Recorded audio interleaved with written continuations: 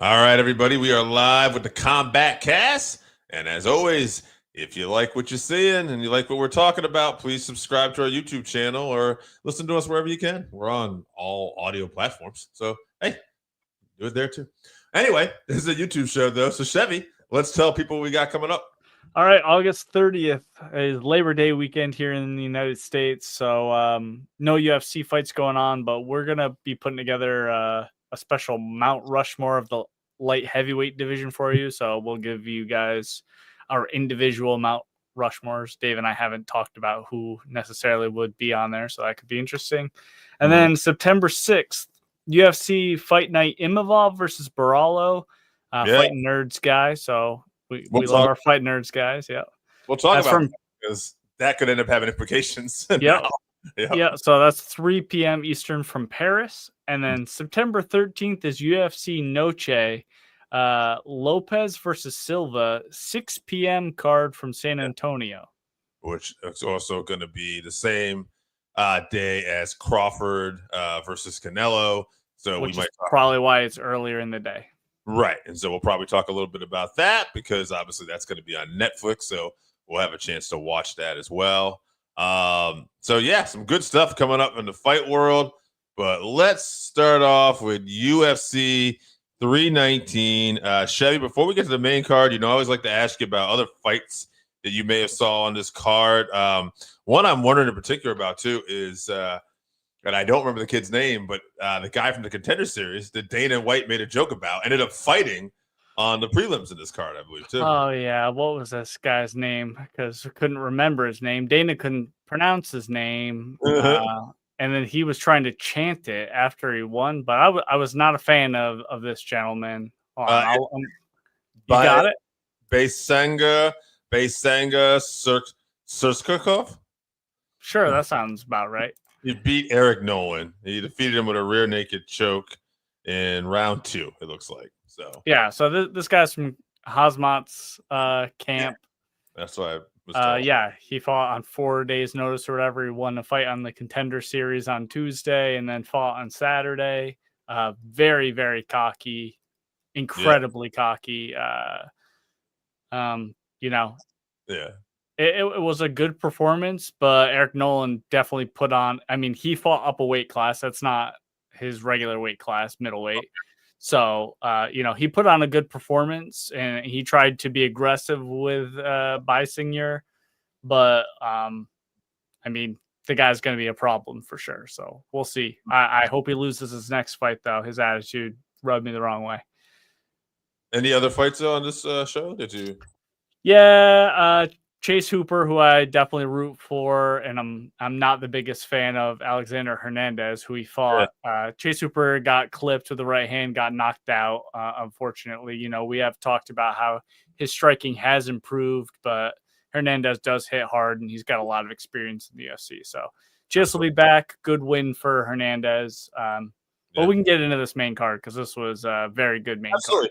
One other thing I will say I'll throw out there was I didn't know this, but the opening fight of the prelims, the whole, the very first fight in the card was actually for the Ultimate Fighter. Yeah. I know one of DC's guy lost. He's from Kazakhstan or whatever. Well, Joseph Morales won. He was the flyweight, and he was part of Team Alpha Male. So, anyway, just shout out to them. We can get into this main card, like you said, though. I mean, this was a also Jessica Andrade and Lupi Gondinez, they put on a pretty good fight. Jessica Andrade lost again, though. I want to see how many losses in a row that is for her. Yeah, quickly. She's had a rough patch. She's been around the UFC for a long time. Let's see, 1, 2, 3. Six of her last 8 she's lost. So, gone up and down a lot of weight classes, and she did put on a good fight. She tried to be really aggressive because technically Lupi is a much better boxer. So she tried to go at her with raw power. But she couldn't knock her out. So maybe time for Jessica to hang him up, before she takes too much more damage. Every weight class in the women's division, pretty much. I mean, flyweight, strawweight, bantamweight. So a pioneer for sure. Absolutely. All right, let's move on. Main card here. Opened up with Tim Elliott versus Kai Asakura. I ended up picking Kai in this one, but I think what I said was that Tim's wrestling and the fact he's a complete fighter could end up giving Kai problems, and I could very easily see Kai getting beat and submitted. I thought because Tim fights a little reckless at time, he might get clipped, but Tim just looked so much better here. And even though I didn't pick Tim, it just did not surprise me. And there's a fight on here later that I did pick right, and it did surprise me the way it happened. We'll get to that later. But yeah, good win for Tim. As always, I like to, especially after pay-per-views, I like to pick potential opponent. I think Steve Erceg, who's coming off a victory and has fought, for the title before and stuff too. And I said, let's match him and Tim up. I think that could be a fun fight. Yeah, it'd be good. Possibly keeping Steve in the same direction, but not catapulting right into those guys that he was struggling with. Yeah. And good bar for Tim Elliott, Yeah. So Elliott got a second round guillotine. He looked really good after being out for 2 years straight. So his super awkward striking style was tough for Kai. Plus, obviously, we know at this point that Kai's grappling just is not at a UFC level. So it's possible he's going to struggle going forward. I root for him. I like him. And with the right matchups, he could have a lot of fun fights, but I think he's going to struggle in the UFC. I agree. Just not enough complete skills right now. Shout out in the comments to Antoine Willis Jr., new viewer. Thank you for tuning in, man. Appreciate you. And should we bet on Sergei? I believe that's coming up this weekend. We'll get to that fight night coming up. I don't think it's the co-main event, but it was a fight I wanted to talk about anyway. Yeah. All right, moving on here. Jared Cannonier versus Michael Venom Page.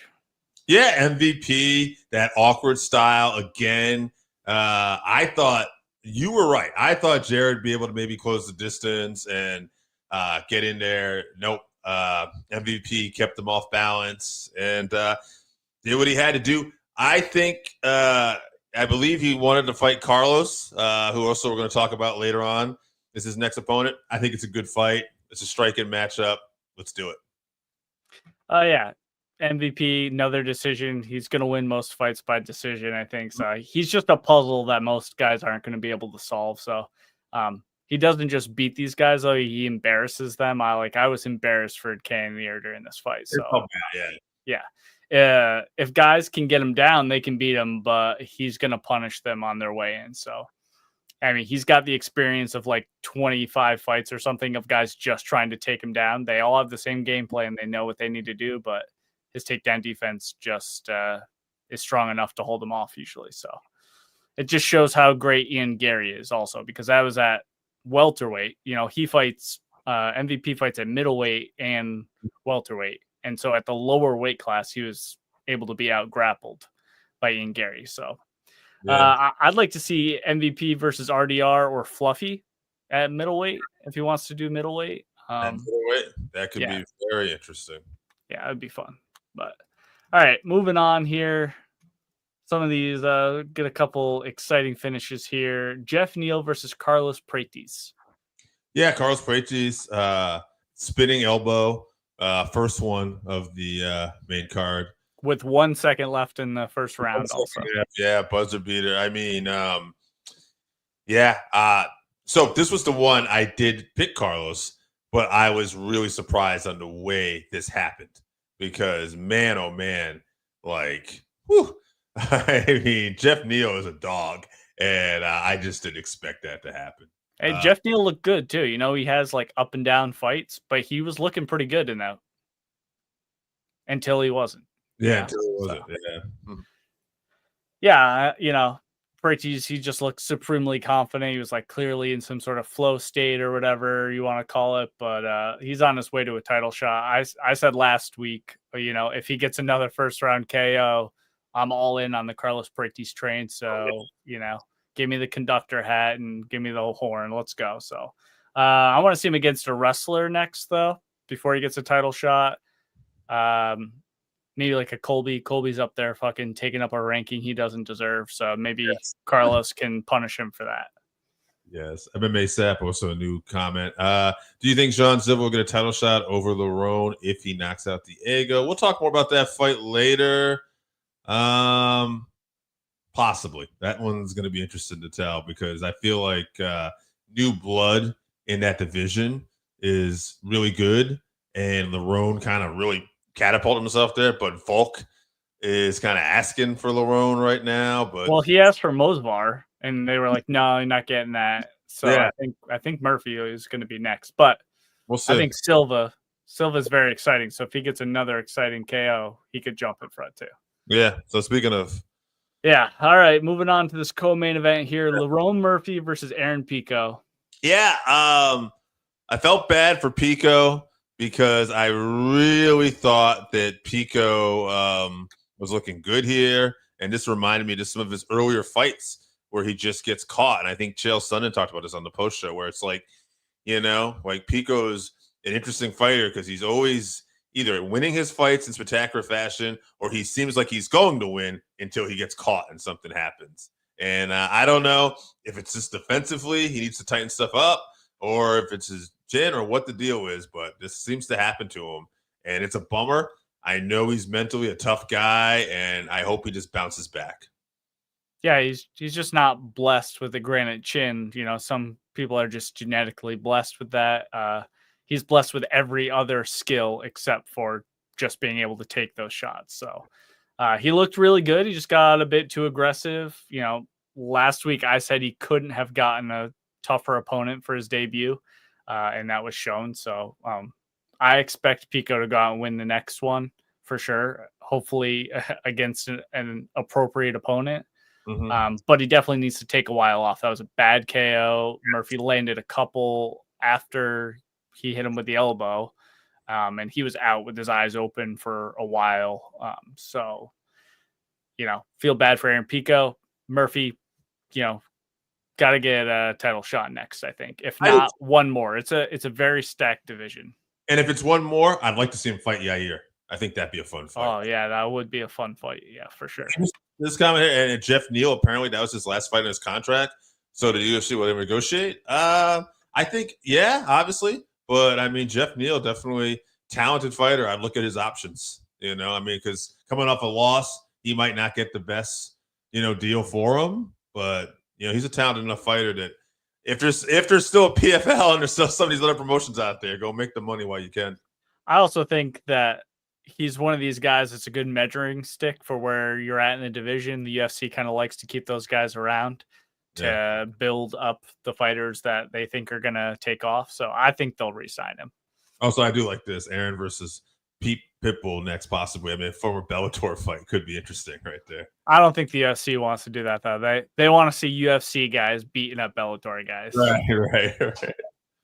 Well, let's talk about beating up. yeah, beating up for sure. Yeah, Dricus du Plessis versus Khamzat Chimaev. Dude, I watched this show the next day. I avoided spoilers, and I was so happy I did because, one, it was a fun show that was going really fast, and I got to that main event, and I kind of had stuff I was doing, and I was kind of playing along, and I was paying attention, but I'm like, wow, like it was so dominant and impressive. But I thought about you guys, and I was like, this would be a tiring fight to watch late at night. Like if I wanted to go to bed, because this is dominant. This isn't close. This isn't very exciting. Hey, congratulations to Chimaev. I do want to say this. There were holes in his game and stuff where even though he looked devastating and he beat everybody up, there were certain fights we talked about. We questioned his cardio, the Usman fight. Gilbert Burns. Yeah. Gilbert Burns, thank you. And that does not look to be the case right now. He went 5 rounds. I know he was on top the whole time, so it's tough to measure. But yeah, I'm with you. He worked with Sam Calavita, who was TJ's old strength and conditioning coach. Yeah. So you know what kind of shape he gets those guys in. And as far as next opponents, there's a fight night in 2 weeks. Imavov and Barrio. Borello. Yep. Well, yeah. Fighting nerds. Yep. Yeah, I imagine the winner of that, since I know Nazaddine is #1 contender right now, and Carl, he's undefeated. So I'm thinking whoever wins that will probably be the one to fight Chimaev next. But personally, I love Anthony Fluffy Fernandez just because his jiu-jitsu game and his cardio and his striking, and he's such a complete fighter. I don't know, if Anthony, I'm not saying he won't beat some of the other contenders, but I'm just saying stylistically, I really like the matchup with Chimaev. Yeah, that could be potentially really fun. I don't know what Fluffy looks like when he's the one on his back trying to get up, though.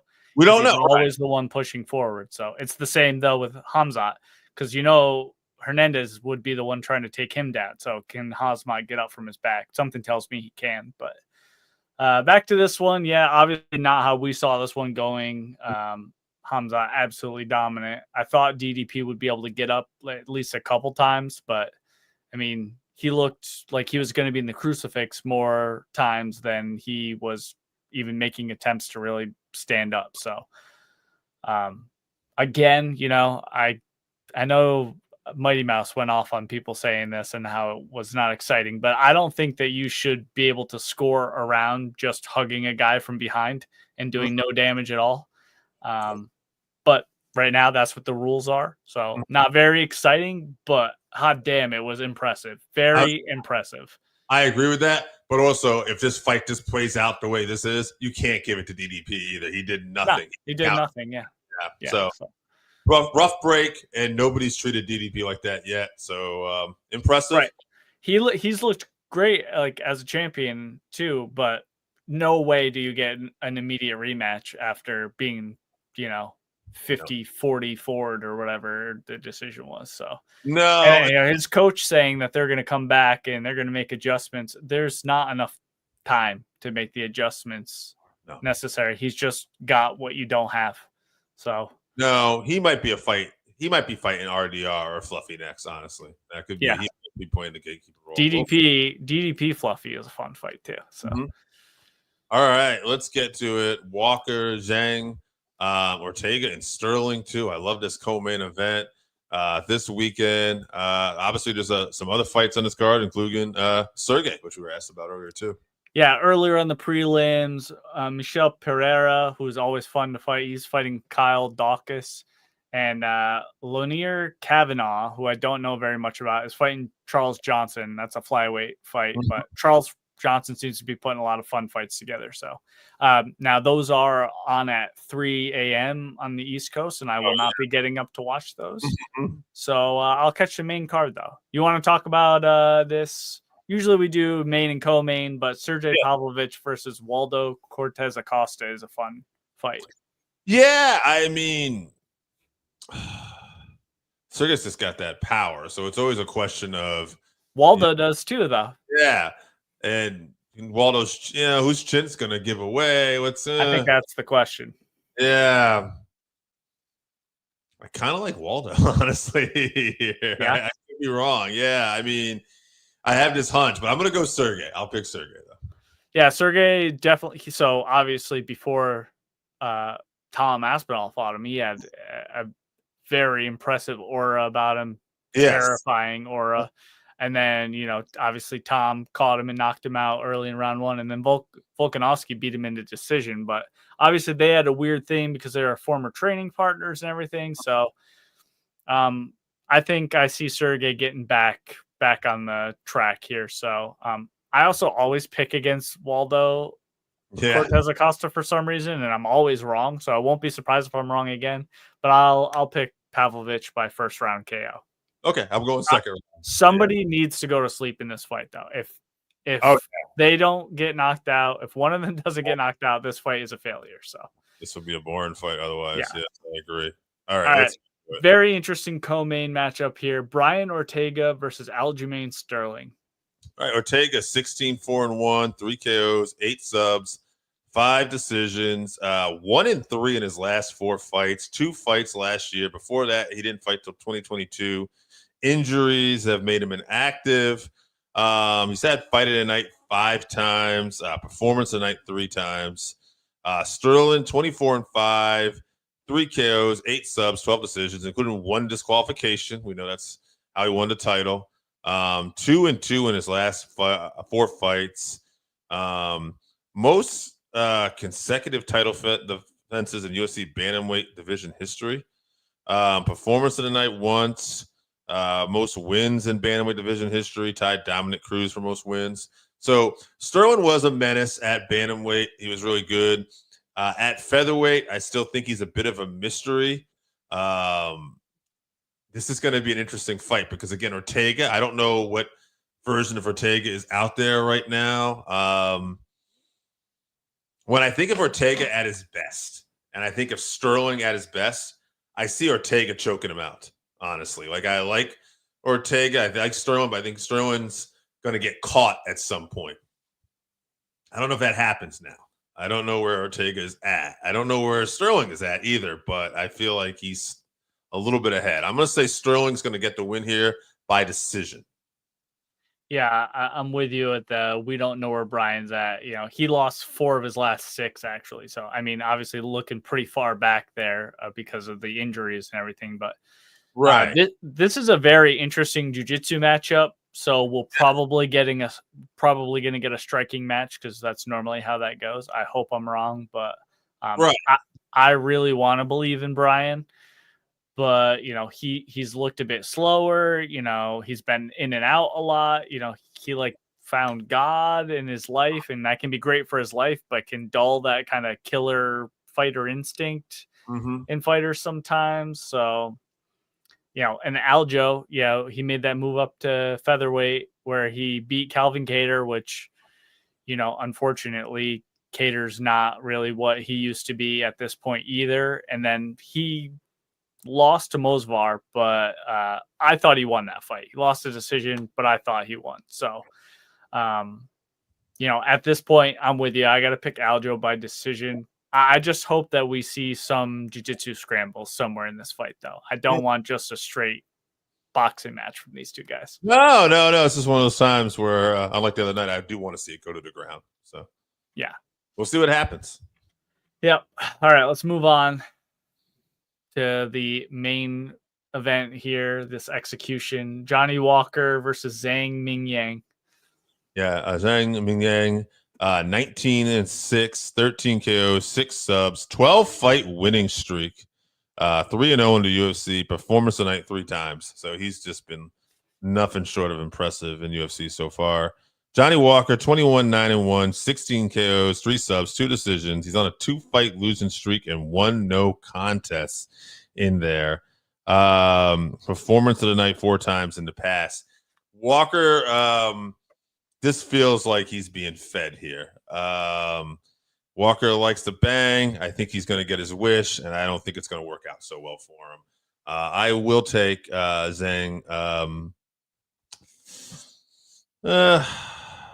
Yeah, I'll go second round. I'll be nice to Johnny, but I can see this going out early.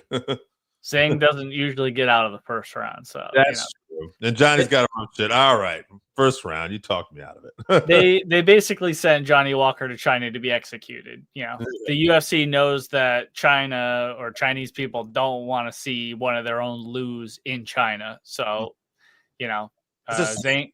Tough matchup for Walker. Yeah, he's finished all of his wins, either submission or KO, and Walker has a suspect chin at this point. So I think Zhang gets a fairly early on round 1 KO.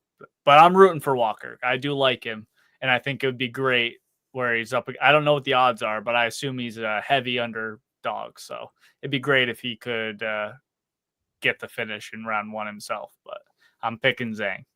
All right, Zhang all the way. All right, guys, that's going to do it for the Combatcast this week. Chevy, why don't we tell people we got coming up one more time?